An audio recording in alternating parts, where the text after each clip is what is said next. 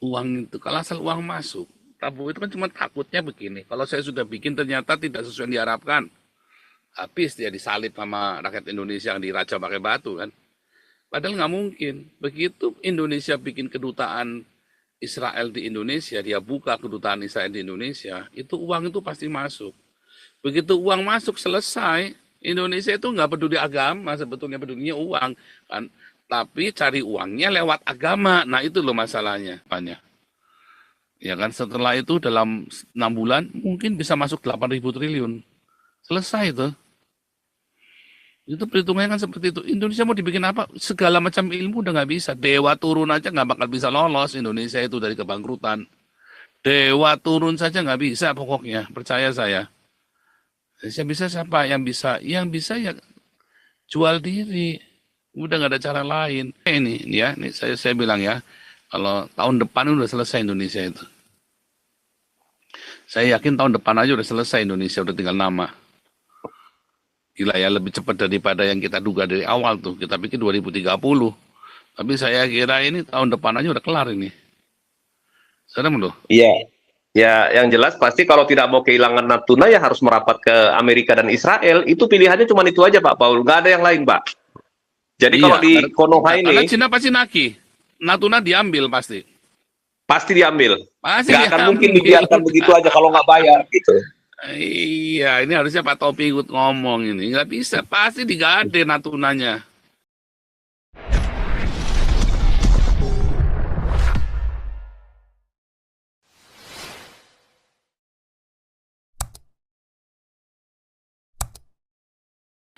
Eh, sekarang kita lihat ya.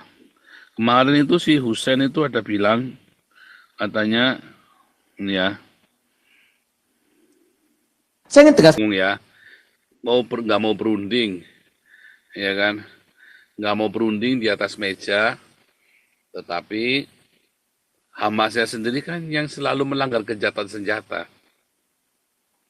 Ya, tetapi difitnah oleh si Menteri Susi ini, ya, si Menteri si Sapa Susi ini, katanya Israel lah yang ingin selalu melanggar gencatan senjata. Ya, mana tadi?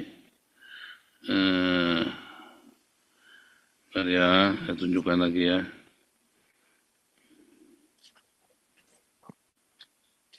Ini cukup cukup ini ya buat sebetulnya ini kan menandakan bahwa memang terjadi pembodohan-pembodohan yang luar biasa dan itu dibiarkan. Pemerintah negara itu tidak susah ya. Israel langgar senjata. Zionis selalu mencari alasan untuk melanggar kejahatan senjata. Selalu yang melanggar kejahatan senjata adalah Israel. Kita buktikan ya. Riwayat gencatan senjata dan gagal ya di Israel. Kemarin sudah saya ini ya, sudah saya tampilkan lagi tapi sudah saya hapus ya. Ya gencatan senjata. Nah, tampilnya ya.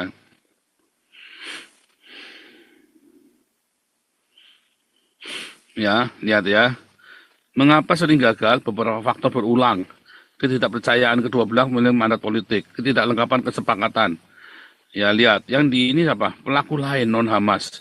Ketika Hamas berkomitmen, kelompok militan kecil di Gaza menembakkan roket dan memprovokasi. Ya, karena selalu ada ini ya. Selalu dari Gaza dulu roket-roket itu diprovokasi. Ya, ini kan gencatan senjata yang dari 2008. Ya kan, Israel tetap melakukan operasi terbatas, blokade, kelompok militan lain tetap menembak roket. Terus kedua, gagal tidak ada perjanjian formal, Gaza tetap diperlukan, Hamas tetap nembakin roket. Serangan udara dan roket tetap terjadi. Ya, blokade itu tetap sahabat ya. Israel tetap terbatas ya. Terus apa? Gara-gara Masjid Al-Aqsa memicu bentrokan, tapi tetap apa dimulai dengan roket. Ya kan? Serangan, nah, semua ya. Semua bentuk gencatan senjata itu gagalnya karena selalu ada roket dari Gaza. Jadi bukan Israel Saya nggak ngerti ya bagaimana ya cara ngomongin sama kalian orang Indonesia sama ini yang menyadarkan bahwa enggak ada, selalu Gaza lah, selalu Hamas yang melanggar kejahatan senjata. Ya, selalu Hamas yang selalu melanggar kejahatan senjata, bukan Israel. Ya, jadi saya nggak ngerti ya. Terus kalian nggak heran lah kalian miskin melarat goblok sih ya soalnya ya. Sekarang profesornya goblok yang begitu, profesornya aja goblok yang begitu, bagaimana bagaimana mau ini ya? Bagaimana kalian mau benar hidupnya? Profesornya gobloknya begitu. Semua kejahatan senjata bubar gara-gara Hamas ngelempar roket. Ya, ya tuh kamu dilemparin roket. Kalau saya tiap hari dilemparin batu sama tetangga saya, tak samperin, tak culek matanya sudah. Ya kan? Gimana sih kamu? Tiap hari kamu dilemparin, udah dibilang jangan dilemparin, nanti gendengnya pecah. Jangan dilemparin, dia tetap lemparin tiap hari. Samperin enggak? Udah samperin masih ngelemparin lagi. Gimana ya libas lah. Ya kan? Gimana sih kamu? Goblok. Goblok ini kadang-kadang saya kagak ngerti sama kalian cara berpikirnya orang Indonesia tadi si Husen. Ya itu Israel dipaksa karena Hamas maunya berunding. Padahal sebetulnya kan Hamas nggak mau berunding kan? Hamas kan tidak mau kejahatan senjata, ya kan? Hamas tolak gencatan senjata, ya kan? Malah Trump ancam Hamas ya. Ya kalau nggak mau ya Trump kasih ceasefire.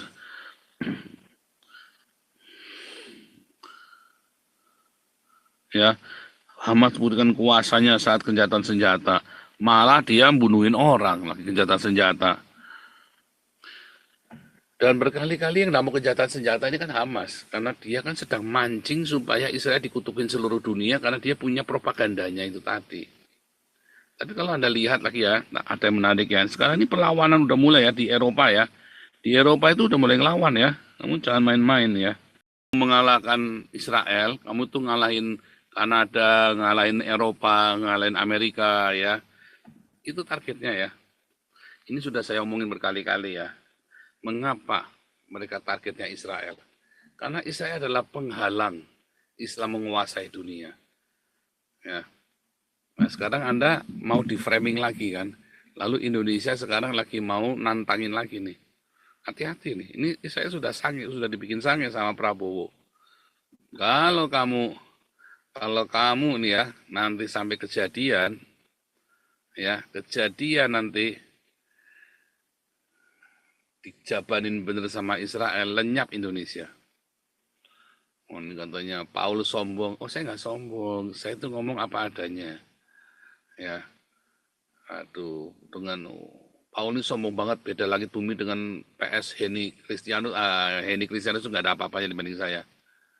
Ya, nggak ada apa-apanya dibanding saya. Emang dia bikin apa buat Indonesia? Ya, aduh.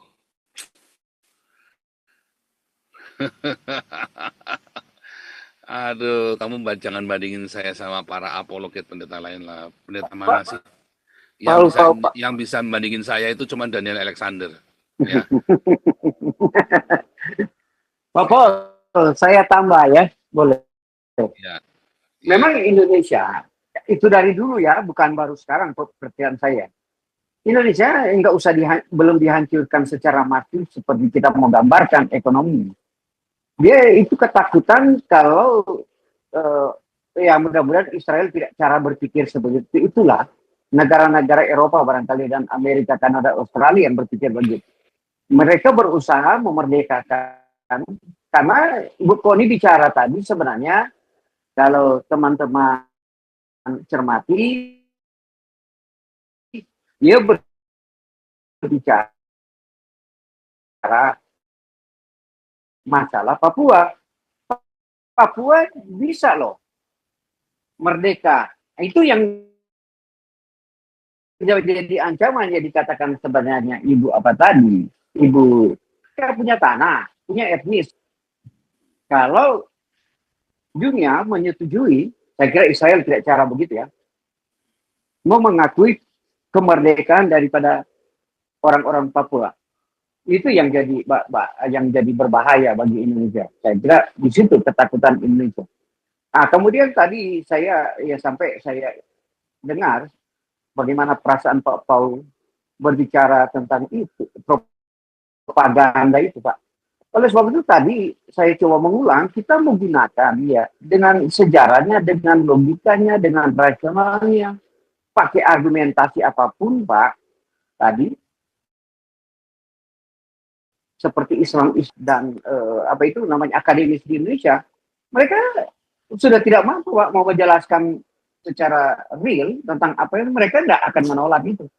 Oleh sebab itu Pak Paul tadi saya lihat sedikit kecewa melihat dengan apa ya saya mau jelaskan kepada mereka suatu menjadi kebenaran bagi bangsa Indonesia.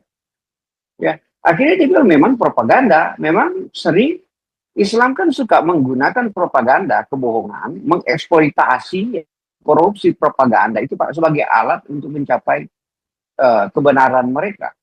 Dari mengangkat berita-berita kebohongan, itu persoalannya aja. Thank you Pak Paul, itu cuma sedikit tambahan saya kalau ketakutan Indonesia itu kepada Papua. Memang kalau ekonomi Pak, otomatis kalau mau dirusakkan ekonomi ya, itu aja Pak, Richard Khalid ancam kepada Jaksa Agung. Kalau you mau menahan anak keluarga saya hancurkan negara ini. Wah, itu ancaman luar biasa Pak. Itu kalau teman-teman nonton di media. Thank you Pak Paul, thank you. Ya, oke. Pak Paul. Ya, Ya. silakan. Jadi gini Pak Paul, kalau saya lihat Bu Susi ini orangnya ilmunya mumpuni, tapi sayang demi memuaskan selera penggemar dia atau penontonnya di Konoha, dia mengutip jurnal ataupun laporan profesor-profesor yang ini aliran liberal, profesor-profesor leftis Pak gitu. Sama juga dengan Irfan itu wartawan yang sering muncul di TV One itu mengutip Ilan Pape. Ilan Pape itu siapa sih? Ilan Pape itu nggak dikenal dalam dunia akademis kecuali ini penulis-penulis leftis gitu ya. Jadi artinya apa? Kita nggak memungkiri bahwa orang Yahudi yang leftis juga banyak. Jadi inilah yang dikutip oleh orang-orang Ujlim ini sebagai pembenaran narasinya mereka Pak Paul gitu. Jadi ya nggak heran kalau misalkan mubazir jadinya ilmu Bu Susi Sudarman tadi ya, ketika dia mengatakan seperti itu, dia percuma, dia sudah profesor itu Pak di UI itu di bidang HI, tapi ya kok jadi tolol gitu dengan mengutip pandangan orang leftis seperti itu demi mempertahankan narasi sesat yang sudah memang sengaja dipelihara di Konoha gitu. Nah yang kedua mengenai Papua ya, hati-hati loh kita bermain dengan isu ini. Orang Papua itu jelas sukunya, jelas dia punya wilayah, bukan seperti Palestina mau bikin negara di tanah Israel, di tanah perjanjian. Itu nggak ada itu sejarahnya pernah ada negara Palestina di situ gitu. Jadi Palestina ini mau bikin negara di tanah orang lain gitu, di wilayah negara lain. Coba sampai sekarang siapa yang punya wilayah itu ya Israel. Historisnya benar di Alkitab kita ini ya, kalau memang berani bantah ini ya berani bantah Alkitabnya orang Kristen gitu. Apalagi kalau ada pendeta-pendeta tolol yang ini ya, yang mau ikut-ikut membantah Alkitab, mendingan keluar, jangan jadi pendeta lagi gitu. Nah jadi itu yang terjadi. Jadi kalau misalnya ya kalau Hussein ya saya kira dari komentar-komentarnya kelihatannya dia bukan orang berpendidikan Pak Paul. Jadi dia hanya propagandisnya Hamas. Dan ucapannya itu ya nggak lebih dari orang yang cuma cari donasi gitu ya. Buktinya dia sendiri kalau dia betul-betul aktivis pejuang sejati, dia mesti berani masuk kemarin ke Gaza, berani menghadapi tentara Israel. Dia kan sama Wanda Hamidah kabur, nggak berani ketemu langsung. Karena kalau ketemu langsung sudah pernah dilepaskan oleh IDF, dia nggak akan bisa apa-apa Pak, bisa ditangkap dia kan. Orang dia keluar dari Gaza juga karena ditolong oleh IDF kan gitu. Nah itu dia Pak Paul. Jadi kalau kita lihat Konoha ini ya apa ya, saya kira Donald Trump sudah ngasih peranan kepada Pak Prabowo untuk berperan lebih aktif ya dalam perdamaian dunia ini ya. Saya kira berusaha itu saya lihat ya Pak Prabowo itu diangkat namanya martabatnya oleh Donald Trump gitu ya, sampai waktu ada konferensi apa itu KTT itu dia dipanggil khusus namanya, gitu. Tapi ya saya tahu Pak Prabowo-nya pengen pengen juga tampil berperan, tapi dia terhambat oleh apa? Oleh ideologi sebelah itu dan orang-orang Muslim yang ada di Konoha ini. Dia takut kalau misalkan dia nanti ikut berperan aktif, ya, mengikuti apa yang diinginkan oleh Trump gitu ya, melakukan apa, ini rehabilitasi hubungan atau misalkan normalisasi hubungan dengan Israel, maka dia akan kehilangan dukungan politik. Nah itu yang saya kira timbangan-timbangan inilah yang saya kira membuat Pak Prabowo itu takut gitu untuk berbuat lebih gitu ya. Walaupun sebenarnya saya lihat secara bahasa tubuhnya dia pengen gitu, tapi dia terhambat Pak Paul. Oke itu dulu Pak Paul, silakan Pak Paul. Kita diskusi aja. Sebetulnya uang itu loh. Uang itu, kalau asal uang masuk, Prabowo itu kan cuma takutnya begini. Kalau saya sudah bikin ternyata tidak sesuai yang diharapkan. Habis dia disalib sama rakyat Indonesia yang diraja pakai batu kan.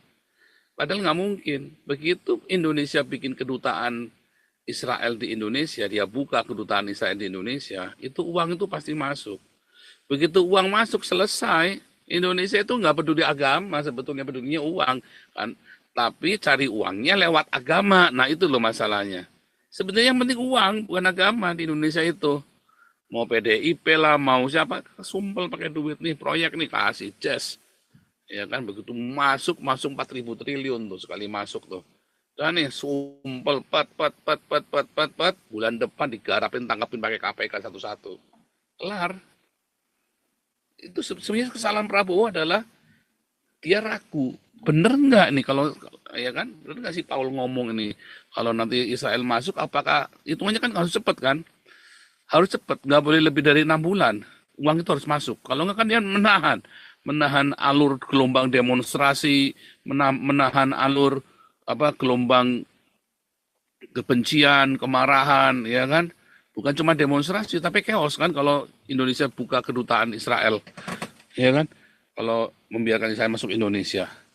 Nah, pertanyaan kan masalahnya kan begini, kalau sampai uang itu lebih dari 6 bulan uang nggak masuk, memang cilaka. Tapi kalau saya jamin 1 bulan aja uang masuk. Makanya digarap dari sekarang dealnya banyak sekali. Indonesia itu begitu masuk Israel diizinkan masuk, Israel itu dengan senang hati itu investasi di Indonesia, energi murah, eko energi lah, apalah segala macam. Wah itu pangsa pasarnya besar sekali Indonesia itu, ya kan? Dan itu sangat menguntungkan Israel sekali. Bukalah kedua-duanya, akuilah negara Palestina, akuilah negara Israel, dua-duanya langsung dibuka saja. Sama seperti dengan prinsip politik luar negeri Indonesia, non-blok, ya kan? Buka langsung. Nah, itu terjamin 1 bulan itu uang masuk, langsung sumpelin satu-satu. Ya, makanya sebelum di deal, ya kan? Sebelum dibuka deal dulu, ya kan? Deal dulu begitu masuk langsung oke kapan? Kapan nih kita jalannya nih? Nunggu dong, nunggu peresmian kedutaan. Kapan jalannya? Nunggu peresmian kedutaan. Uangnya tolong di standby kan dulu. Udah di escrow account kan, di escrow account buka bas kelar tuh, nggak akan gejolak, tidak akan ada gejolak. Nah 1 bulan kemudian 2 bulan kemudian yang korup langsung tangkepin KPK, yang korup jelas pasti orang-orang Islam ini dulu, tangkepin KPK dulu, yang tukang bikin onar ini ya tangkepin dulu, alasannya karena KPK kan, hajar dulu. Ya model-model kayak si MUI itu kan banyak korupsinya, ya kan, si Menteri Agama itu hajar saja langsung. Termasuk grupnya PDIP itu hajar langsung, ya kan, grupnya Jokowi, ya, grupnya siapa itu si Sahroni, tangkepin aja langsung beres, ya. Itu tuh Prabowo itu ragunya kan apakah dalam 6 bulan akan, tak jamin masuk itu. Minim 2.000 euro tuh. Kalau misalnya bulan ini buka ya, bulan depan itu minim 2.000 triliun, kok 2.000 euro, 2.000 triliun masuk tuh minim tuh. Ya, perhitungan saya itu minimum 2.000 triliun masuk bulan depannya. Ya kan, setelah itu dalam 6 bulan mungkin bisa masuk 8.000 triliun. Selesai itu. Itu perhitungannya kan seperti itu. Indonesia mau dibikin apa? Segala macam ilmu udah nggak bisa. Dewa turun aja nggak bakal bisa lolos Indonesia itu dari kebangkrutan. Dewa turun saja nggak bisa pokoknya, percaya saya. Yang bisa siapa? Yang bisa ya jual diri. Udah nggak ada cara lain. Ya, istilahnya itu kan Indonesia ini punya randa kan, perawan bukan, janda bukan, nggak jelas ini. Ya itu tadi 200 juta orang Islam ini dijual. Itu yang benar. Kalau enggak jualan IHSG mah kayak jualan lonte sipilis, ya kan? Jualan IHSG, jualan oh ini pertumbuhan ekonomi itu naik 5%, kok Indonesia tertinggi, itu sama saja dengan jualan lonte sipilis itu. Cantik-cantik tapi pelanggan sudah tahu, sorry Pak, itu kamu lontemu memang cantik Pak, tapi sipilis Pak. Udah kan ada yang mau, udah percaya saya. Jadi gini Pak Paul, sebetulnya kalau misalkan kita ini kan multi partai kan, demokrasi multi partai yang tidak jelas apakah ini sistem presidensial atau parlementer. Jadi semuanya kekuasaan itu di tangan presiden itu juga abu-abu. Kadang-kadang saya melihat ya bisa-bisa partai-partai lebih berkuasa. Itulah sebabnya kemarin waktu pas lagi rame-rame demo-demo itu ada rencana mau bikin darurat sipil itu kan, mau militer mengambil alih itu. Tetapi ya nggak berani kan gitu kan, masih ragu-ragu Pak Prabowo-nya gitu. Kalau misalkan kekuasaan memang mutlak di tangan Pak Prabowo seperti zamannya Soeharto dulu, memang bisa seperti yang skenario yang Pak Paul bilang itu. Tapi kalau dengan kondisi sekarang Pak, saya kira sulit. Pasti Pak Prabowo akan digoyang sana, goyang sini, dan nggak akan bisa mengambil keputusan yang tegas gitu dalam soal investasi, dalam soal penegakan hukum, dalam soal penangkapan orang-orang yang korup. Nggak bisa Pak. Karena apa? Karena permainan partai-partai dan oligarki ini udah sangat kuat gitu ya. Nah inilah kasus kereta api Cina ini. Saya tahu apa yang diincar oleh Cina. Natuna, posisi Natuna itu dari tahun zaman Pak Harto mereka incar. Tetapi waktu itu Pak Harto itu sangat pintar itu ya untuk menghindari supaya Natuna itu nggak dikuasai oleh Cina. Bahkan dulu ada rencana pembangunan sistem sistem pertahanan terpadu Natuna di zaman Pak Harto. Sayang kita waktu itu nggak punya anggaran gitu ya. Zaman itu saya masih muda, saya masih ikut Pak Jenderal Maraden Panggabean. Jadi saya tahu itu rencana-rencana pertahanan yang diatur sejak zaman Pak Harto itu. Tetapi ini sekarang kalau andaikan urusan kereta api cepat ini nggak terselesaikan, Natuna ini dia akan minta seperti Sri Lanka ya, nggak mampu bayar utang Cina, Cina minta ini pangkalan militer harus didirikan di Sri Lanka, nanti pasti ujung-ujungnya ke sana. Kalau memang pemerintah kita nggak ini, tapi ya bayangkan kalau nggak sanggup bayar, harga diri tergadai Pak Paul. Silakan Pak Paul. Betul, Naki. Makanya saya bilang Prabowo harus siap. Pokoknya uang itu harus ready dulu. Investor harus siapin. Dan begitu Prabowo bilang deal, investor harus masuk. Kelar itu. Tinggal itu makanya balik lagi. Berani apa enggak? Saya kira dia nggak berani Pak. Dia takut kehilangan dukungan politik pasti. Agak sulit dia untuk ini. Itu dia. Sekarang ini kan masalahnya taruhannya kan besar sekali. Ya kan? Tapi menurut saya kalau Prabowo tidak berani malah tambah hancur. Nggak nyampe ini ya. Ini saya bilang ya. Kalau tahun depan udah selesai Indonesia itu. Saya yakin tahun depan aja udah selesai Indonesia, udah tinggal nama. Gila ya, lebih cepat daripada yang kita duga dari awal tuh. Kita pikir 2030. Tapi saya kira ini tahun depan aja udah kelar ini. Serem loh. Iya. Ya, yang jelas pasti kalau tidak mau kehilangan Natuna ya harus merapat ke Amerika dan Israel. Itu pilihannya cuma itu aja Pak Paul. Nggak ada yang lain Pak. Jadi kalau di Konoha ini... Karena Cina pasti naki. Natuna diambil pasti. Pasti diambil. Pasti nggak akan mungkin dibiarkan begitu aja kalau nggak bayar gitu. Iya, ini harusnya Pak Topi ikut ngomong ini. Nggak bisa, pasti digade Natunanya. Diambil. Sampai dia kuat baru perang lagi, nanti diambil lagi sama Indonesia. Tapi kalau misalnya ini masalah kereta bus nggak kelar, terpaksa Prabowo harus deal Natuna. Terpaksa Pak. Kemarin pun sebenarnya sudah melemah Pak dengan garis putus-putus, 8 garis putus-putus itu kita udah melemah dalam posisi deal sebetulnya. Soal Natuna itu kemarin. Ya tapi kita sadar sih militer kita nggak akan sanggup kalaupun perang lawan Cina gitu ya. Nggak akan mampu. Kecuali kita minta tolong Amerika atau kita minta tolong NATO gitu ya. Atau kasih Amerika di situ ini konsesi, mungkin bisa untuk menahan Cina untuk sementara gitu. Tapi kalau tidak, tergadai Pak Paul. Ini ada yang bilang nih, Purbaya 1000 kali lebih baik dari Sri Mulyani. Purbowo disukai rakyat banyak, Sri Mulyani disukai kalangan pejabat. Salah. Purbaya itu salesman. Ya. Dia itu akan menjerumuskan rakyat. Dan masalahnya orang Indonesia goblok, senengnya digituin tadi itu ya. Iya, Itu kalau yang bukan ekonom pasti begitu Pak. Tapi kalau yang orang ekonom menilai, apalagi yang sudah doktor, pasti akan berbeda kalau dia kan nggak punya ilmu ini yang kasih komentar itu. iya. Kalau kita melihat pengetahuannya Purbaya dengan Sri Mulyani ya kalah jauh Pak Paul. Cuman yang dilakukan oleh Pak Purbaya sekarang ini ya ilmunya oke lah, kita hargai dia. Dia pakai ilmu ekonomi tapi ilmu lama. Yang dia gunakan sekarang adalah politik populisme Pak. Jadi dia menimbulkan popularitas pribadi, mencitrakan dirinya sebagai orang yang super, tapi dia udah nggak tahu mau melakukan apapun Pak Paul. Itu kira-kira begitu yang dilakukan sekarang ini. Tapi masyarakat ini perlu hiburan. Ibaratnya kayak Hiburan. perlu hiburan. Nah, itulah hiburan Perlu- yang dia berikan, bukan perlu kebijakan yang gaduh. tepat, Pak. Betul. Betul. Jadi dia ikut-ikutan kayak Jonan, kayak Jokowi zaman dulu ya kan.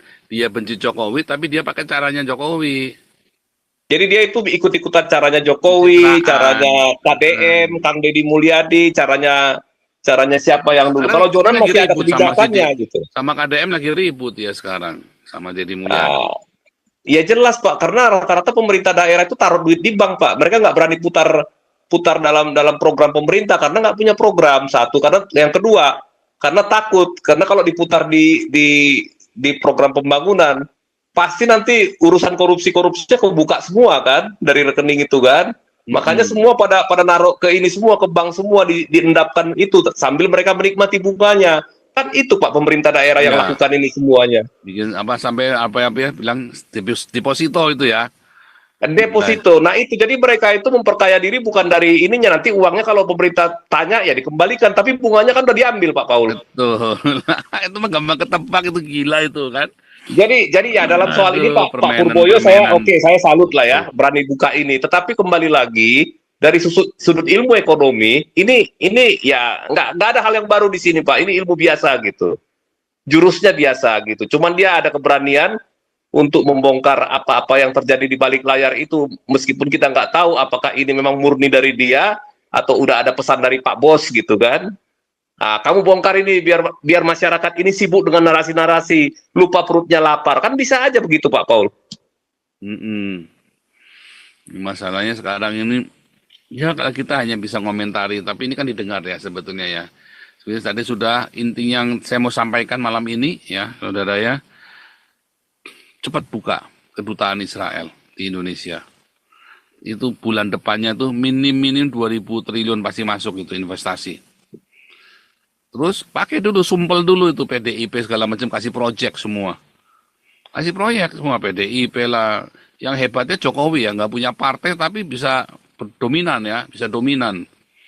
Nah, itu memang Sontolo ya kan udah saya bilangin periode Ya, kedua oligarki di belakang dia semua Pak Paul, udah kenyang semua. Oligarki di belakang dia, makanya dia kuat. Semua. Makanya saya bilang goblok ini ya. Nah, itu tadi ya, dari awal dulu ya saya sudah ngomong Jokowi ini periode kedua nggak bener. Pada ngamuk-ngamuk saya dipisuin sama orang-orang Indonesia. Kan terbukti yang saya ngomong kan. Orang nggak bener itu nggak terjadi dalam satu hari. Orang nggak bener itu 1 tahun, 2 tahun dia bangun tuh. Ya, sama seperti kebenaran dibangun lebih lama, bisa 10 tahun, ketidakbenaran juga dibangun. Nggak ada ujuk-ujuk orang bunuh orang itu nggak ada. Nggak ada ujuk-ujuk orang merkosa orang. Ada awal-awalnya, ada asal-usulnya. Jokowi jadi begitu ada asal-usulnya. Nggak ujuk-ujuk. Gitu. Pak Andi mau bicara?